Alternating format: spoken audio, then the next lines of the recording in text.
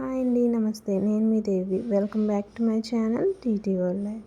So friends, ఎవరైనా మన ఛానల్ని కొత్తగా చూస్తున్నట్టయితే ప్లీజ్ లైక్ అండ్ సబ్స్క్రైబ్ చేసుకోండి.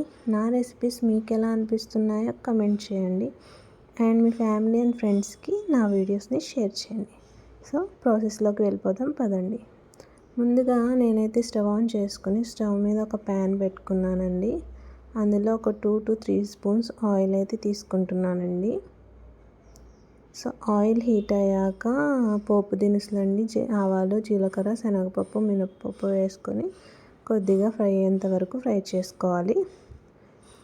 తర్వాత అందులోనే 3 పచ్చిమిర్చి, కొద్దిగా కరివేపాకు, 2 గుండు చిల్లీలు తీసుకుంటున్నానండి. నాకు కారానికి 2 గుండు చిల్లీలు అయితే సరిపోతాయి. సో ఈ విధంగా పచ్చిమిర్చి కూడా వేసుకున్నాం కదండి, ఈ విధంగా వీటిని కూడా దోరగా ఫ్రై చేసేసుకోవాలి.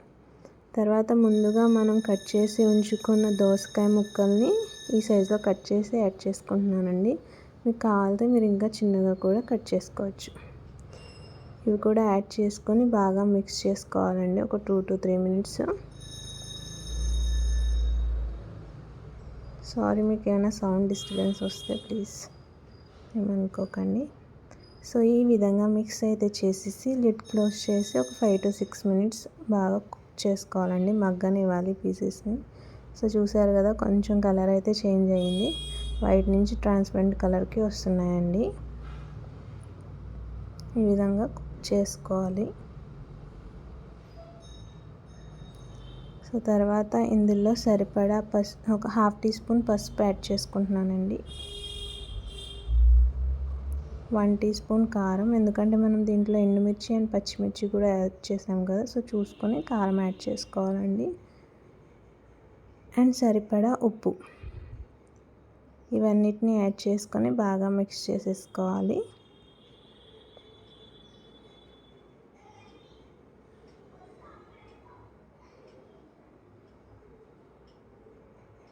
ఈ విధంగా చక్కగా మిక్స్ అయితే చేసుకోవాలండి. పీసెస్ అన్నింటికి ఉప్పు, కారం, పసుపు అన్నీ చక్కగా పట్టాలి.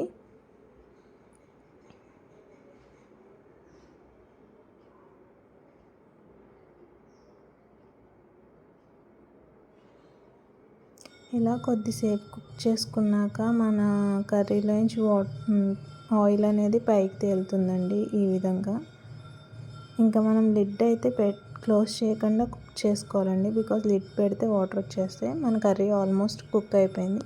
లాస్ట్లో దీంట్లో కొద్దిగా పప్పుల పొడి అయితే యాడ్ చేస్తున్నానండి. మీకు ఇష్టం లేకపోతే స్కిప్ చేయొచ్చు.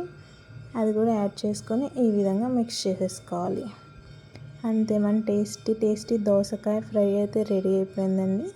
దీన్ని చక్కగా డిష్ అవుట్ చేసుకోవాలి.